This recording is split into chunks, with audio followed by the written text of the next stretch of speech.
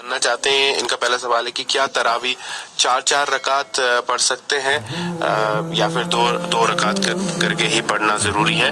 दूसरा सवाल है इनका कि जो हम दम करवाते हैं किसी आलिम से, किसी बुजुर्ग से, तो उससे क्या होता है और उससे करने से क्या होता है। देखिए, जहाँ तक इनके पहले सवाल का ताल्लुक है, तरावी का जो मामूल रहा है शुरू ज़माने से लेकर आज तक, वो दो रकातें पढ़ने का, इसलिए इसको कहते हैं सुन्नत मुतवारसा, यानी हमेशा से चली आ रहा तरीका ये है कि दो रकातें पढ़ी जाएं। 4 रकातें पढ़ना ये सुन्नत के खिलाफ है, इसलिए दो रकातें पढ़े, दो रकात करके पढ़े और 4 रकात के बाद बैठा करें। यानी 2 रकात के बाद भी आप थोड़ी देर बैठते हैं, 4 रकात के बाद थोड़ा सा लंबा वक्फा करते हैं।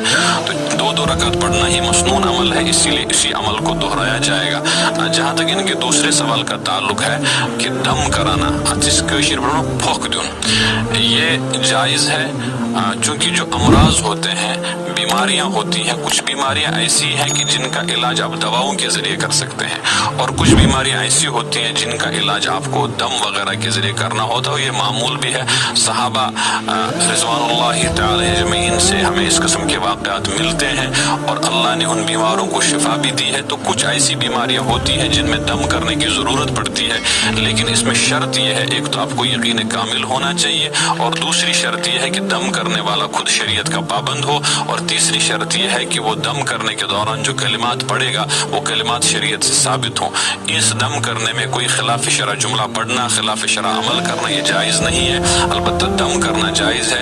आप मसलन सूरह शिफा, सूरह फातिहा पढ़ के दम करते हैं, या इसी तरह आयात शिफा पढ़ के दम करते हैं, या मुख्तलिफ सूरतें पढ़ के दम किया जाता, तो ये ऐसा दम करना जायज़ है। एक वाक़ा मुझे जहन में आता है जो इमाम बुखारी नव्वरल्लाहु मरकदहू ने बुखारी में एक आध जगह नकल भी किया है कि एक सहाबा का एक लश्कर, एक जमात जा रही थी सफर में, तो सफर में उन्होंने एक जगह पड़ाव किया। वहां उस बस्ती वालों ने उनकी कोई खिदमत नहीं की।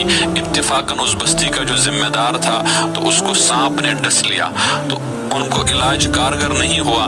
तो उन्होंने उनको इन सहाबा की जमात के पास लाया और उनसे कहा, क्या तुम में से कोई आदमी दम करना जानता है? क्योंकि हमारा जो जिम्मेदार है, हमारा जो बड़ा है, हमारा जो हाकिम है, उसको किसी चीज ने डस लिया है। तो जो काफिले के जिम्मेदार थे उन्होंने कहा, हाँ हम दम कर सकते। तो उन्होंने सूरह फातिहा पढ़ के दम कर दिया और अल्लाह का करना था कि वो सूरह फातिहा कारगर हुआ और वो उनका जो जिम्मेदार था वो सही सालिम हुआ। तो इस बात इससे ये इशारा मिलता है कि दम करना जायज़ है, अलबत्ता कलिमात दुरुस्त हो, लेकिन ये भी यकीन रखना चाहिए कि दम करने के बाद शिफा जरूरी नहीं है। जिस तरह दवाई खाने के बाद शिफा जरूरी नहीं है, इसी तरह दम करने के बाद अगर अल्लाह चाहेंगे तो शिफा होगा, अगर अल्लाह नहीं चाहेंगे तो शिफा नहीं होगा। अलबत्ता इलाज के तौर पर जिस तरह दवाई की टिकिया खाना जायज़ है, सिरप लेना जायज़ है, इसी तरह दम करना भी जायज़ है। आखिरी सवाल ये फेसबुक पे ही है, तो ये जानना चाहते हैं कि जब हम सूरह फातिहा पढ़ते हैं, हम बिस्मिल्लाह करके शुरू करते हैं नमाज में, उसके बाद हम कोई और आयत या कोई और सूरह पढ़ते हैं, तो उसमें भी बिस्मिल्लाह करना